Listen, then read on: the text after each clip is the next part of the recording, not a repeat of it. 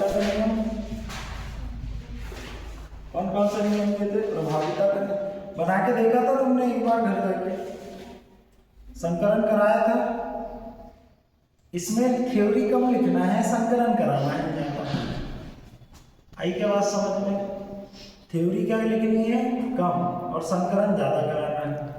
तुमको बस लिख देना है कि प्रथम पीढ़ी का संकलन है ना, 2 वीरप्यासी लक्षणों को लेकर कराया गया, उसके बाद संकलन करा देना है। दूसरा तुमको फिर बताना है कि अब स्वसंकलन करा दिया बोलते उसी पीढ़ी की, है ना।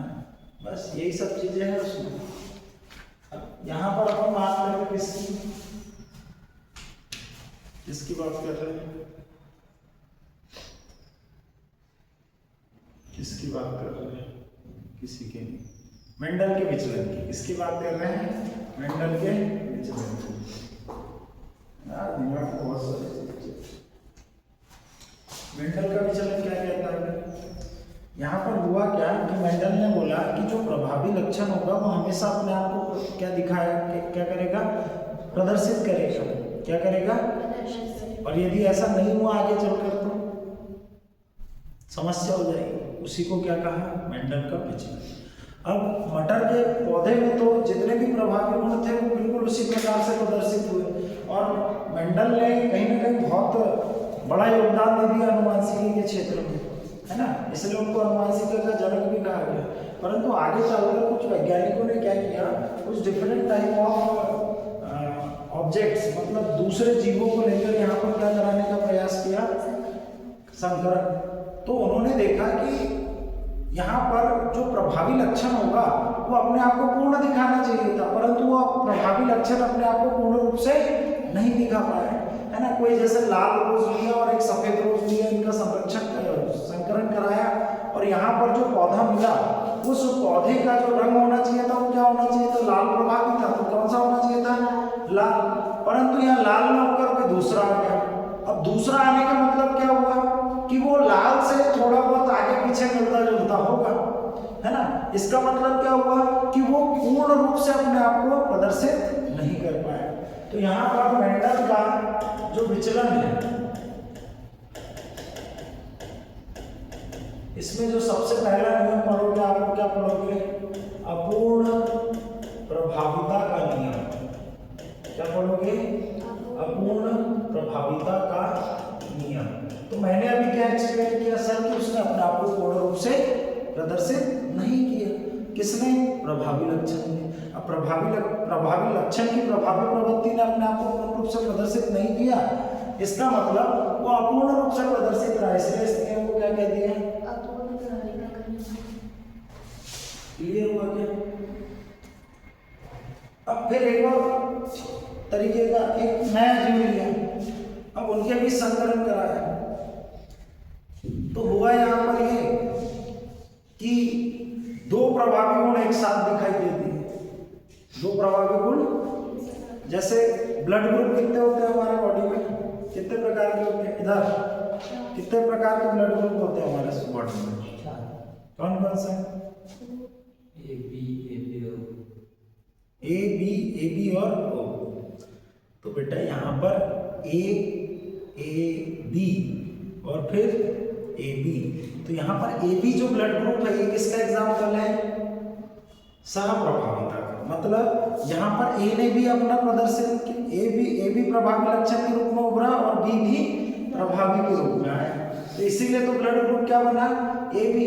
जहाँ पर ए प्रभावी था वहां पर ए आया, जहाँ पर बी प्रभावी था वहां बी आया, और जहाँ दोनों प्रभावी हो गए वहां पर क्या आ गया?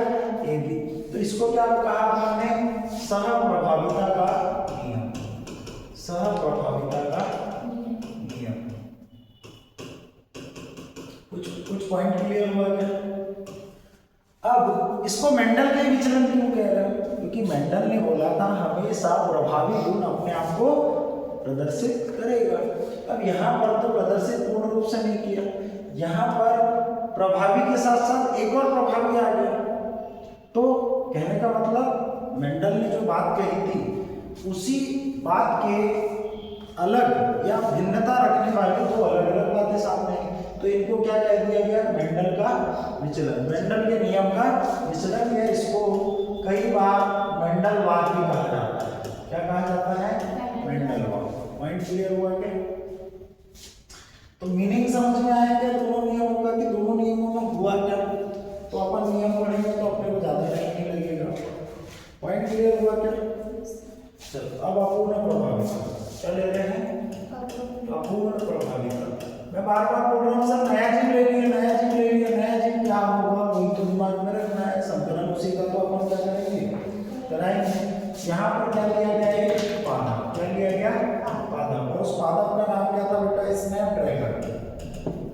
क्या था? स्नैपड्रैगन। क्या नाम था? स्नैपड्रैगन। एग्जाम में ऑब्जेक्टिव में क्वेश्चन पूछेगा कि अपूर्ण प्रभाविता के नियम में किस पादप का प्रयोग किया गया था, किस पादप का संकलन कराया जाता है? स्नैपड्रैगन, है ना। इसको एंटी राइनम लोग बोलते हैं। क्या बोलते हैं? एंटी राइनम। पॉइंट क्लियर हुआ क्या?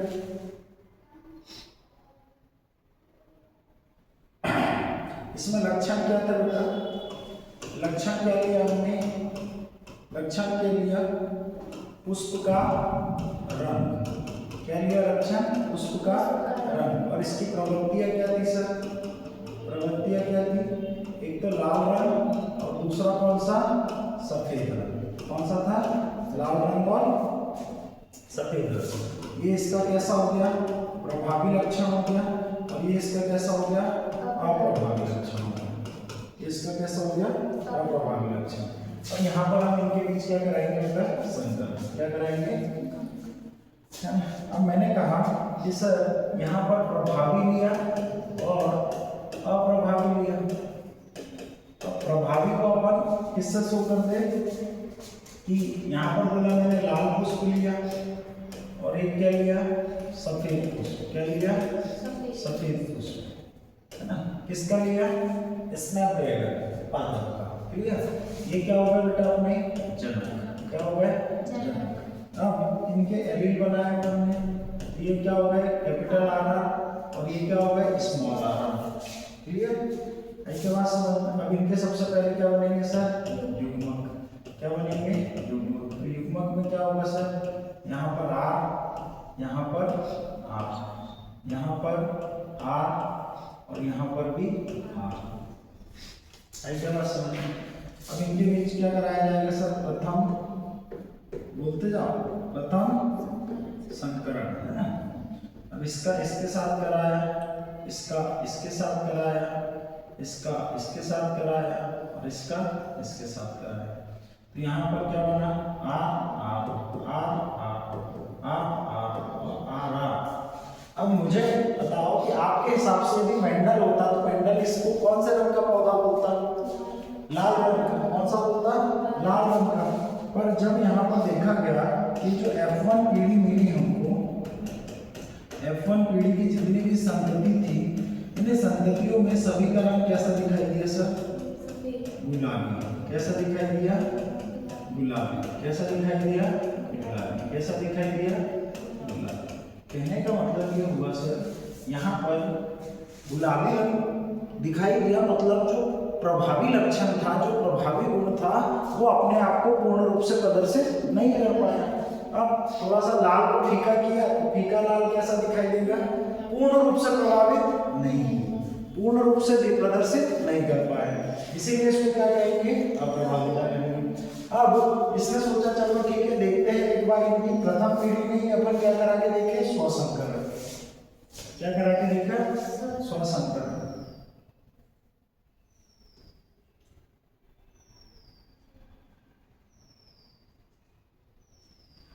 क्या करा के देखे?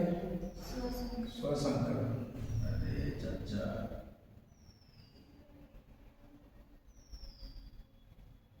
इधर पीछे ले ले कोई दूसरा है ना। अब क्या कराएंगे सर? प्रथम पीढ़ी के संतति का क्या कराएंगे? स्वसंकरण। स्वसंकरण कराएंगे तो यहाँ पर जनक क्या हो जाएंगे सर? गुलाबी पुष्प, है ना। क्या हो जाएंगे? गुलाबी पुष्प। गुलाबी पुष्प मैंने बोला क्या हो जाएगा सर? आरा। और किसके बीच कराएंगे? यहाँ पर इनका पहले क्या बनाएंगे सर अपन, युग्मक। युग्मक बनाए तो यहाँ क्या बना सर, कैपिटल आर, यहाँ क्या बना सर, स्मॉल आर, यहाँ क्या बना सर, कैपिटल आर, यहाँ क्या बना स्मॉल आर। मैंने बोला यहाँ पर क्या होगा सर, यहाँ पर द्वितीय संकरण। अब संकरण कराएंगे तो इसका किससे होगा सर, इससे, इसका किससे होगा, इससे, इसका किससे होगा, इससे, इसका किससे होगा, इससे। मैंने बोला यहाँ पर क्या बना सर, आर, यहाँ पर क्या बनेगा sir, capital R small R, यहाँ पर क्या बनेगा, कैपिटल आर स्मॉल आर, यहाँ पर क्या बनेगा, आर। ये कौन सी पीढ़ी होगी सर, F2 पीढ़ी, सेकेंड जनरेशन की क्या होगी सर, ये संतति। और जब इन संततियों को देखा तो इसका रंग कैसा दिखाई देगा सर, लाल, इसका गुलाबी, इसका गुलाबी, और इसका सफेद। इसका कैसा दिखाई देगा, सफेद। तो मैंने बोला यहाँ पर बात में करूँ कि इसका जीनोटाइप क्या होगा सर, जीनोटाइप क्या होगा, बोलो फटाक से, जीनोटाइप क्या होगा। जीनोटाइप क्या होता है, जीनों का, जीन कितने प्रकार के मिल रहा है, आर मिल रहा है सर, आर मिल रहा है, आर मिल रहा है, तो क्या हो जाएगा सर, 1:2:1। क्लियर। कल वाला बताओ, कल क्या बताया था मैंने, कल 2 स्वतंत्र 12 24 1 यहाँ पर आइए, है ना। पहले वाले 4 किसके लिए थे, पहले वाले 4 किसके लिए थे, गोल पीले बीज के लिए थे, कैसे थे, गोल पीले के लिए। दूसरा वाले किसके लिए थे, गोल हरा के। फिर तीसरा किसके लिए था, झुर्रीदार पीला। फिर चौथा झुर्रीदार हरा, और लास्ट में झुर्रीदार हरा, है ना बेटा। यही तो कहानी चलती है। फिर जीनोटाइप हो गया, फिनोटाइप रेशो क्या बनेगा सर, फिनोटाइप। फिनोटाइप क्या होगा सर, यहाँ पर लाल पुष्प, गुलाबी पुष्प, और क्या बनेंगे आपके, सफेद पुष्प। क्या आ जाएगा सर, 1:2:2। मतलब यह जीनोटाइप और फिनोटाइप का रेशो कैसा आएगा सर, समान। कैसा आ जाएगा, समान। पॉइंट क्लियर हुआ क्या, पॉइंट क्लियर हुआ क्या। बस यही आपका अपूर्ण प्रभाविता का नियम। ठीक, नेक्स्ट अब क्या लिखेंगे अपन, सहप्रभाविता। क्या लिखेंगे, सहप्रभाविता। क्लियर हुआ कि नहीं, कोई नहीं आया समझ, कुछ नहीं है ना। ठीक, यदि मेंडल होता तो मेंडल में क्या होता, 75-25 का रेशो निकलता। कैसे 75-25 का निकलता है, तुम बताओ ना, तुमने कल कुछ किया था कि नहीं किया था प्रभाविता का। अरे भाई ये वाला भी तो कौन सा कलर देता, लाल, और इसने दिया कौन सा, इसीलिए रेशो चेंज हो गया। आई बात समझ में, नहीं तो ये जुड़ जाते ना, 3:1 का रेशो मिलता। यहाँ पर भी किसका मिलता, 3:1 का। आई बात समझ में नहीं है ना। मेंडल के अनुसार था, मेंडल का विचलन आया कि नहीं आया, बिल्कुल आया सर, है ना। एक तो कुछ अलग ही आ गया हमारे पास, गुलाबी, हमने तो सोचा ही नहीं था, हमने तो लाल और सफेद मिलाया था, उनमें से कुछ आना था। पॉइंट क्लियर हो गया। अब बात करेंगे इसका सहप्रभाव। ध्यान दिया करो ना, अब मैंने जो बताया आपको बताते जाना। अब कुछ पहले बेसिक समझा देता हूँ। मानव ब्लड ग्रुप क्या होते हैं सर, रक्त समूह। इसमें एक होती है आपकी एबीओ फैमिली। क्या होती है, एबीओ फैमिली। अब एबीओ फैमिली में भी आपका ए होता है, बी होता है, एबी होता है और ओ होता है। क्या होता है, ए होता है, बी होता है, एबी होता है। अब मैंने बोला रक्त समूह को नियंत्रित करने वाले जो जिन होंगे तो क्या होगा सर, आई। क्या होगा, आई, है ना। अब मैंने कहा इस आई के ऊपर यदि इस शर्करा है तो ये किसके लिए हो जाएगी? ए ब्लड ग्रुप के लिए। इसके लिए हो जाएगी ए रक्त समूह के लिए। मैंने बोला इसके ऊपर यदि बी शर्करा हो तो ये क्या हो जाएगा? बी रक्त समूह हो जाएगा। और मैंने बोला यदि इसके ऊपर कोई शर्करा नहीं है, मतलब शून्य है, कोई भी शर्करा नहीं है ना, तो यहाँ कौन सी हो जाएगी? ओ रक्त समूह। आई के बाद समझ, आई के बाद समझ। ये ए शर्करा, बी शर्करा और कोई शर्करा नहीं, इसको आप क्या कहते हो बेटा? एंटीबॉडी। क्या कहते हो? एंटीबॉडी। क्या कहते हो? क्या कहते हो? ठीक, एंटीबॉडी। चलो आई क्या करता हूँ, मैंने बोला यदि मैं आई ए और आई जीरो का संकरण कराऊं तो क्या बनेगा? इसका मतलब ए प्रभावी है तो क्या हो जाएगा? ए रक्त समूह, है ना। फिर मैंने बोला आई बी और आई जीरो का कराऊं तो क्या बनेगा? बी रक्त समूह। बनेगा नहीं बनेगा? तो भाई बनेगा कि नहीं बनेगा? और किसका किसका करा दे भैया?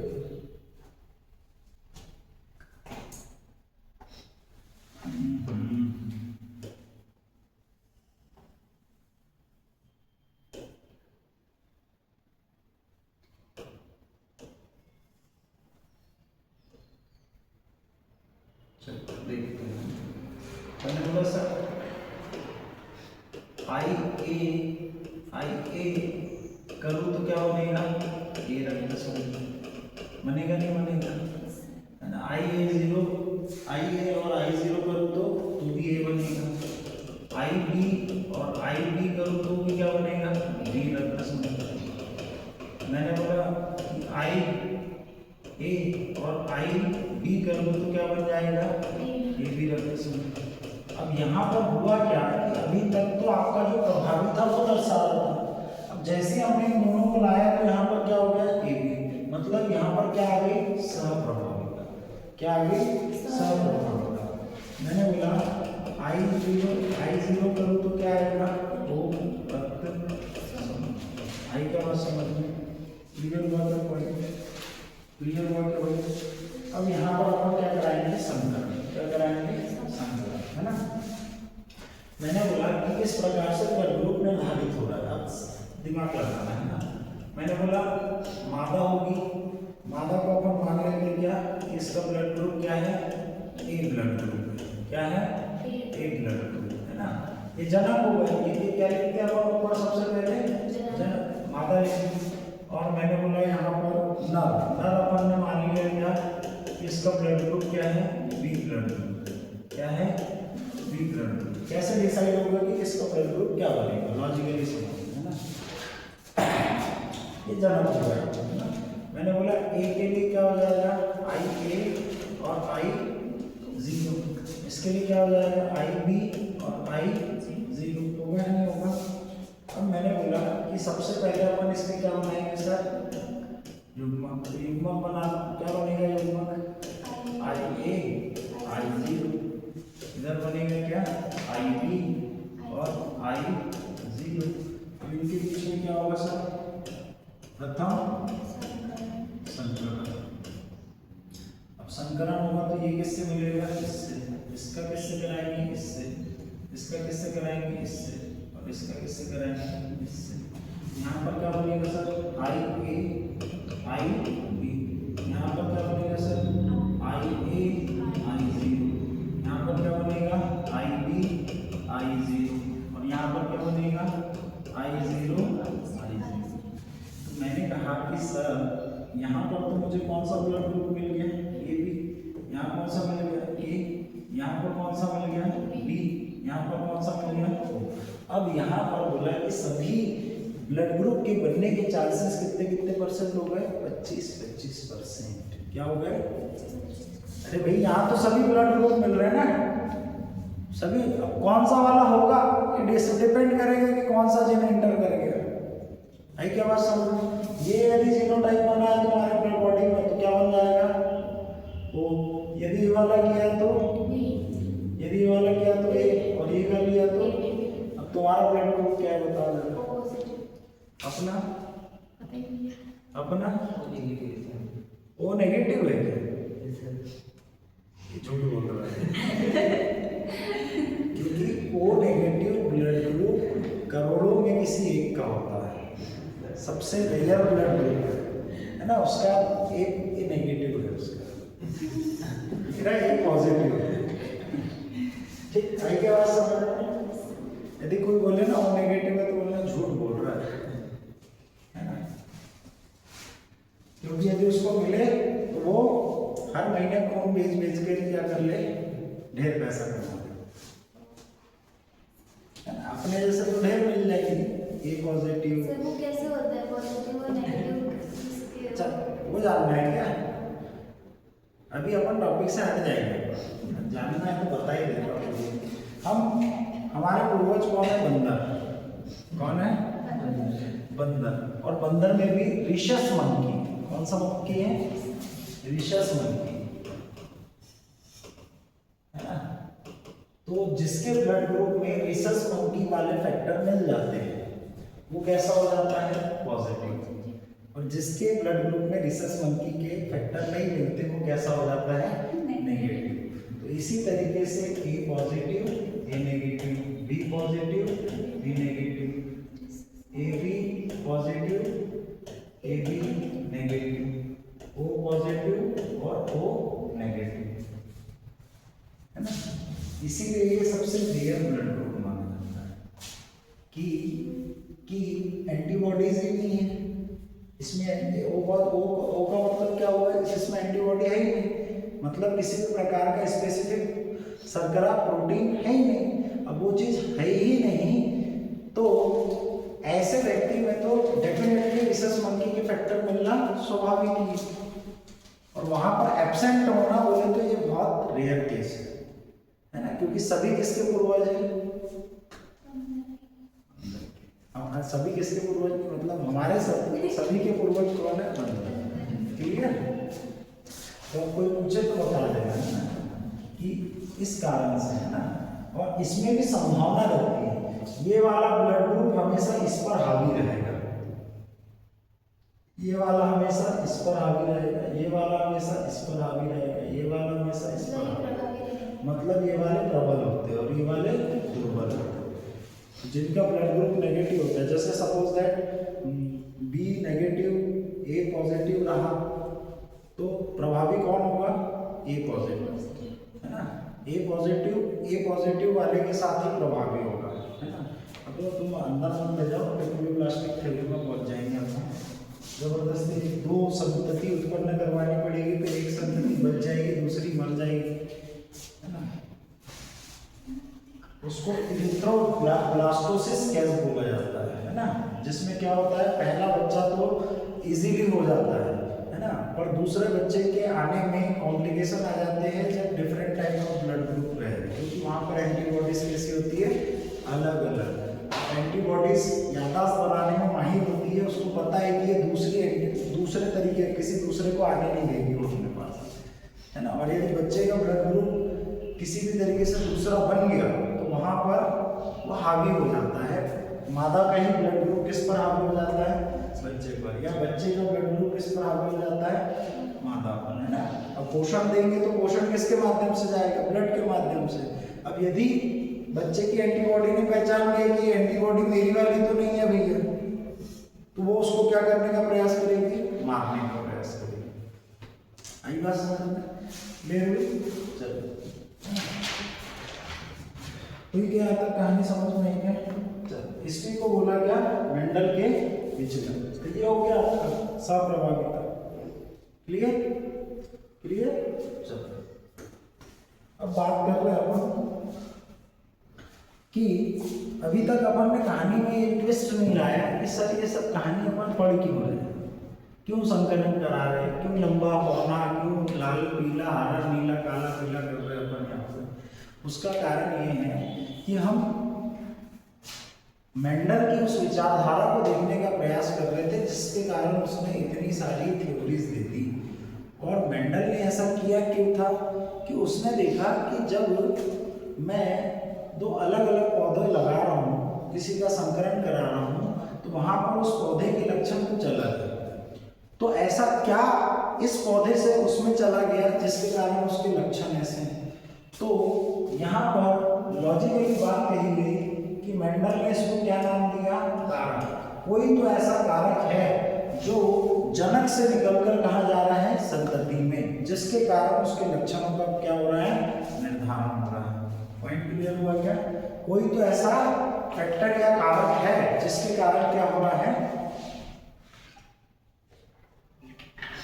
लक्षणों का स्थानांतरण हो रहा है या निर्धारण हो रहा है ना? इसके कारण क्या हो रहा है? संतति में मैं संतति को लिख रहा हूँ, संतति में लक्षण का स्थानांतरण हो रहा है।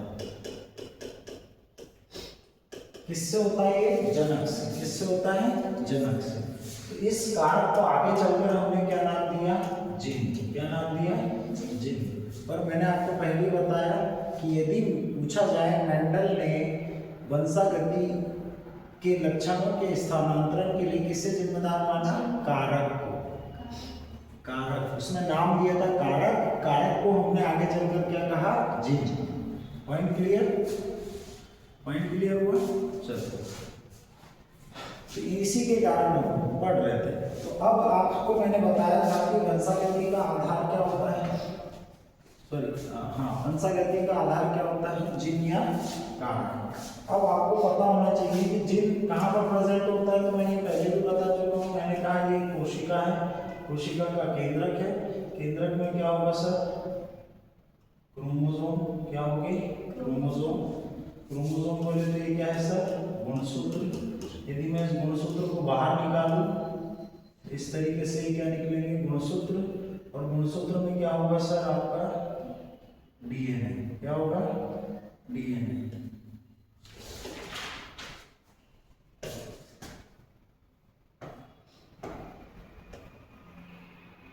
क्या होगा सर? डीएनए। क्या होगा? डीएनए। और मैं यहां से क्या निकाल दूं? डीएनए। क्या निकाल दूं? डीएनए ना, इस तरीके से डबल है। तो यहाँ पर इसके किसी विशेष स्थान पर क्या प्रेजेंट होते हैं सर? क्या प्रेजेंट होते हैं? इसको बोला जाता है डीएनए खंड। क्या बोला जाता है? डीएनए खंड। और ये डीएनए खंड ही क्या कहलाते हैं? जिन, जो एक जनक से संतति में क्या होते हैं? स्थानांतरित होते हैं, जिनके कारण किसका निर्धारण होता है? लक्षणों का। किसका निर्धारण होता है? लक्षणों का। पॉइंट क्लियर हुआ क्या? चलो, अब यहाँ पर एग्जाम में आपसे क्वेश्चन पूछा जाता है कि सर मेंडल के नियम की असफलता के कारण क्या थे? क्या पूछा जाता है? मेंडल के नियम के असफलता के कारण। तुम बताओ असफलता के कारण क्या थे? है ना? क्या ऐसा कारण था कि लोगों को इनकी बात अच्छे से क्लियरली समझ में नहीं आई? एक तो जिस समय इन्होंने नियम दिए थे उस समय संचार और प्रसार की सुविधा नहीं थी। मैगजीन्स थी खाली, टीवी नहीं थे, मोबाइल नहीं थे कि व्हाट्सएप पे थ्योरी डाल दी और चल रहा है बिल्कुल शेयर करो शेयर करो शेयर करो, यूट्यूब पे वीडियो बना के डाल दिए शेयर करो। था क्या ऐसा कुछ? नहीं। तो सबसे पहला कारण अपन क्या लिखेंगे सर? संचार और प्रचार प्रसार की सुविधा। प्रसार की सुविधा का क्या था? अभाव। सुविधा का क्या था? अभाव, है ना? दूसरी बात मैंने कही यहाँ पर कि और क्या था?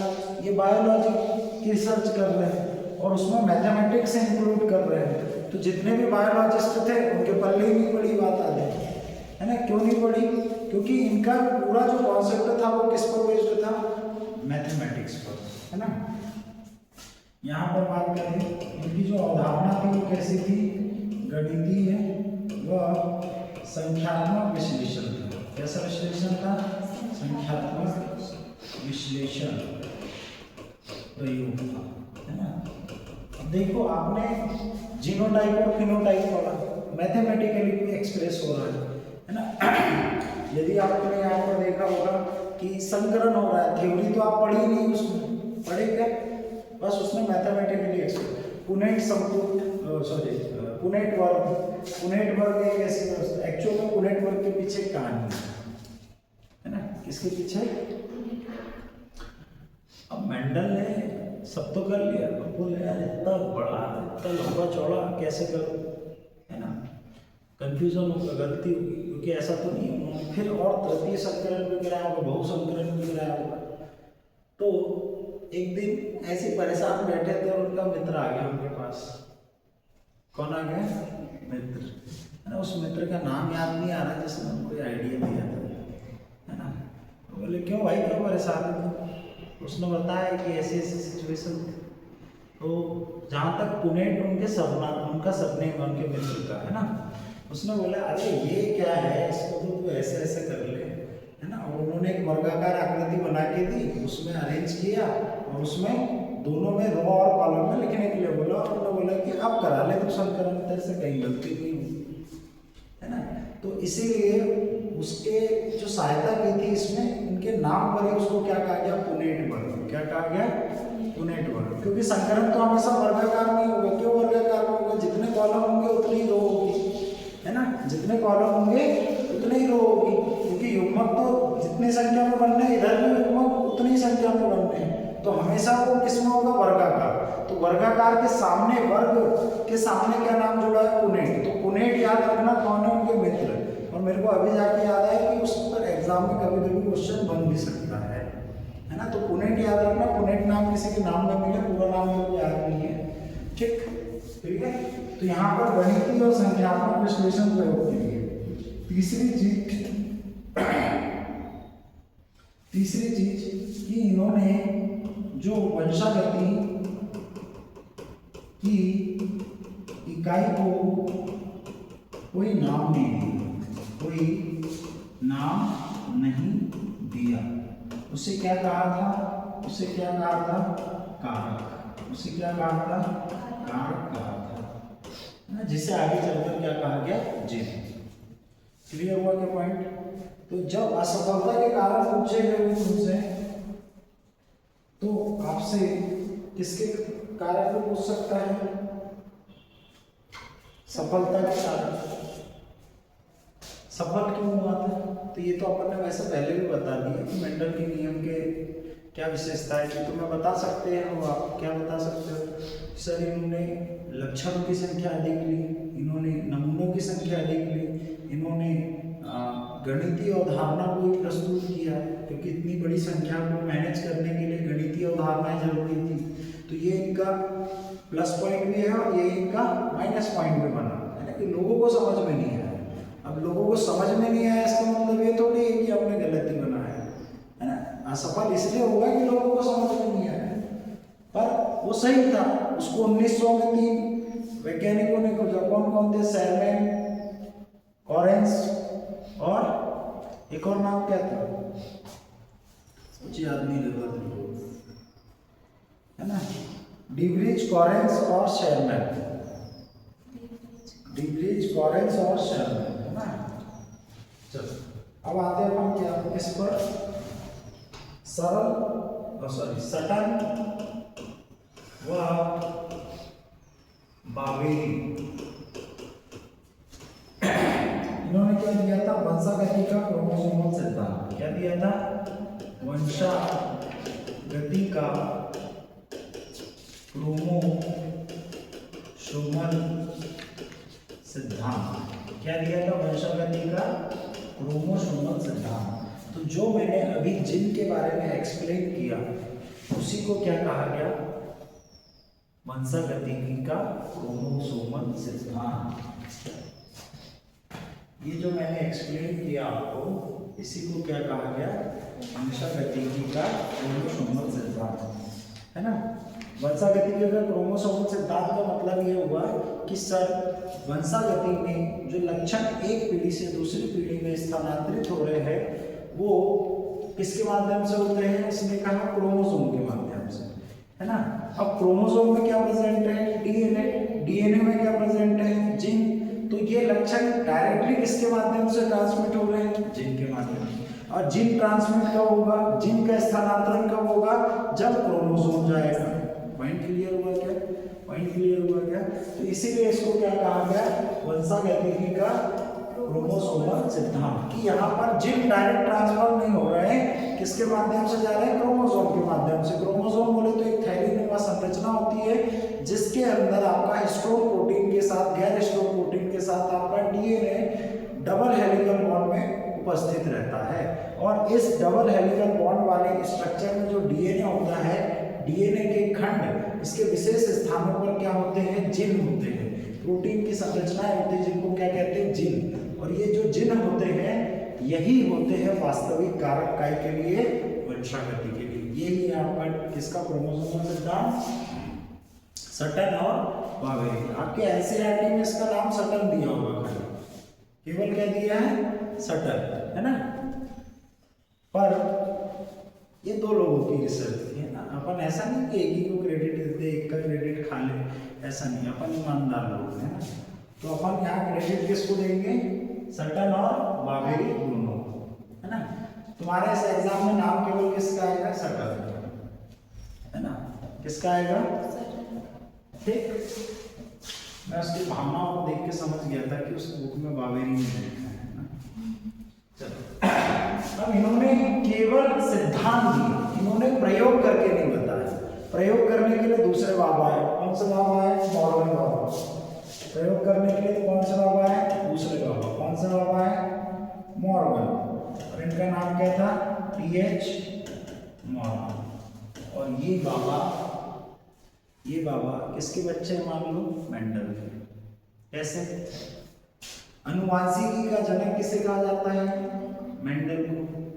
आधुनिक अनुवांशिकी का जनक किसे कहा जाता है, टीएच मॉर्गन को। किसे कहा जाता है, टीएच मॉर्गन को, है ना। ठीक, इनका पूरा नाम याद रखना, थॉमस हंट मॉर्गन। क्या था, थॉमस हंट मॉर्गन। इन्होंने क्रोमोसोमल सिद्धांत की प्रायोगिक व्याख्या की थी। प्रायोगिक व्याख्या कहने का मतलब बेटा कि इन्होंने प्रयोग के आधार पर इसको एक्सप्लेन किया। सटन और वावेरी ने क्या किया, खाली बता दिया कि ऐसा ऐसा होता है, पर ऐसा हमको थोड़ी समझ में आया, है ना। अब इन्होंने प्रयोग किया, और इन्होंने प्रयोग के लिए किसको लिया, फल मक्खी को। किसको लिया, फल मक्खी को। किसको लिया, फल मक्खी। अब है तो कौन है, मैंने क्या बोला, मेंडल के बच्चे। मेंडल के बच्चे आधुनिक भी हो गए, आधुनिक हो गए तो इन्होंने कोई दूसरा लिया। अब इनने भी कुछ सोच समझ के लिया होगा, मेंडल ने भी मटर को कुछ सोच समझ के लिया था। एक वर्षीय था तो बार बार प्रयोग करवा रहे थे, लक्षण ज़्यादा देखने के लिए मिल रहे थे, है ना। 7 प्रकार के, इससे नमूनों की संख्या बढ़ गई तो एक्सपेरिमेंट करने में ज़्यादा नमूने होने से एक्सपेरिमेंट ज़्यादा सटीक और ज़्यादा विश्लेषणात्मक होगा, है ना। अब इन्होंने भी फल मक्खी को चुना।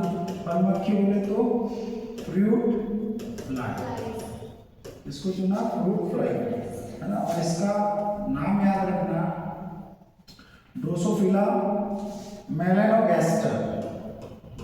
ड्रोसोफिला मेलानोगैस्टर। ड्रोसोफिला मेलानोगैस्टर, कौन है, ड्रोसोफिला मेलानोगैस्टर। क्लियर, कौन है, मेलानोगैस्टर, है ना। अरे आदमियों को बदहजमी होती कि नहीं होती, आदमी को बदहजमी होती है, गैस बनती है उनके पेट में, है ना। तो मेल मतलब मेलेनो और गैस मतलब गैस्टर, हो गया मेलानोगैस्टर, ठीक। ड्रोसोफिला, है ना। और इनको गैस होती किसके कारण है, ड्रेसिंग पर कौन खड़ी होती है, फीमेल। ड्रेसिंग पर कौन खड़ी होती है? फीमेल। तो ड्रोसोफिला खत्म, ड्रोसोफिला मेलानोगास्टर खत्म, है ना। तुमको ये नाम जरूर याद रखनी है, ऑब्जेक्टिव में पूछेगा। देखो आपको अप्रभाविता में मैंने बताया क्या था, आपका अप्रभाविता में को किसका चयन किया था? स्नैपड्रैगन का। किसका किया था? स्नैपड्रैगन का एंटी राइनो। और यहाँ पर आपका वंशागति के क्रोमोसोमल सिद्धांत के लिए किसका प्रयोग किया गया है? Drosophila melanogaster. अब कभी जीवन में नहीं भूलोगे, है ना। ड्रेसिंग के ऊपर कौन खड़ी होती है? फीमेल। तो ड्रोसोफिला। और गैस किसको होती है? मेल को। तो मेलानोगास्टर। चलो हो गया। अब यहाँ पर फल मक्खी का ही क्यों चयन किया गया? इसका चयन क्यों? इसका चयन क्यों? यहाँ पर 2-3 कारण दे देंगे आपको। फर्स्ट कारण क्या है कि इसका जीवन चक्र कितना होता है? बहुत छोटा। जीवन चक्र कितना होता है? बहुत छोटा। और कितना होता है सर? 2 वीक का, मतलब 2 हफ्ता 2 सप्ताह 14 दिन का इसका जीवन जीवन चक्र होता है। मतलब 14 दिन बाद ये मर जाएगी, है ना। इसके लिए 100 साल के बराबर है। नहीं तो बोलोगे सर 2 हफ्ते तो हमारे ऐसे नहीं बन गए, है ना। तो 100 साल हो गए। दूसरी बात, यदि इनके मेल और फीमेल में एक बार मैथुन की क्रिया हो तो इनकी जो संततियाँ होगी उनकी संख्या बहुत बड़ी होगी, है ना। मतलब बहुत ज़्यादा एक्सपेरिमेंट मिल रहा है ना।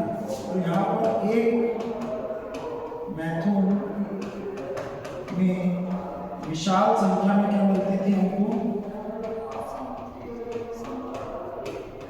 संतति, है ना। जैसे ह्यूमन बीइंग में बात करें तो ट्विन्स हो सकते हैं, थ्रिन्स हो सकते हैं, फोरिन्स हो सकते हैं, है ना। इससे ज़्यादा कर देखोगे क्या? नहीं। अभी मैक्सिमम मैंने जहाँ तक एग्जाम्पल देखा है कितना देखे? फोरिन्स, है ना। फोरिन्स का मतलब 4 बच्चों का जन्म एक साथ। एक साथ का मतलब पहले एक, फिर दूसरा एक, फिर तीसरा एक, फिर चौथा, ऐसे एक कंटिन्यूसली, है ना। और जो ट्विन्स होते हैं, ट्विन्स का जन्म कैसा होता है? एक साथ। तो यहाँ पर तो विशाल संख्या में, मतलब बहुत बड़ी संख्या में यहाँ पर क्या होता है?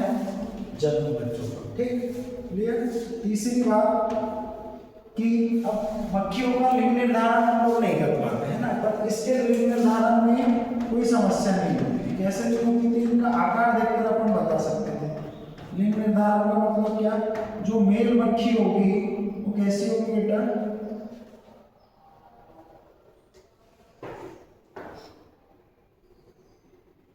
इसको हेलीकॉप्टर बना देते हैं। मेल मक्खी कैसी होती थी? छोटी। और फीमेल मक्खी कैसी होती थी? बड़ी।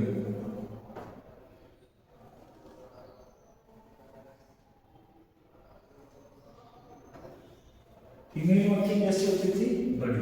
मतलब ये छोटी सी दिखेगी, ये बड़ी दिखेगी। तो जो बड़ी मक्खी होगी वो कौन सी होगी? फीमेल। और जो छोटी होगी वो मेल। तो आसानी से बता सकते हैं। और चौथी चीज, इनकी आनुवांशिक भिन्नता अलग अलग होती थी। आनुवांशिक भिन्नता होती थी इनमें, है ना। मतलब इनमें बहुत टाइप के जीनों, मतलब बहुत टाइप से इनके जीन्स में वेरिएंट मिलता था, इसलिए इसको चुना गया। क्लियर? क्लियर हुआ क्या? अरे भाई क्लियर हो गया क्या?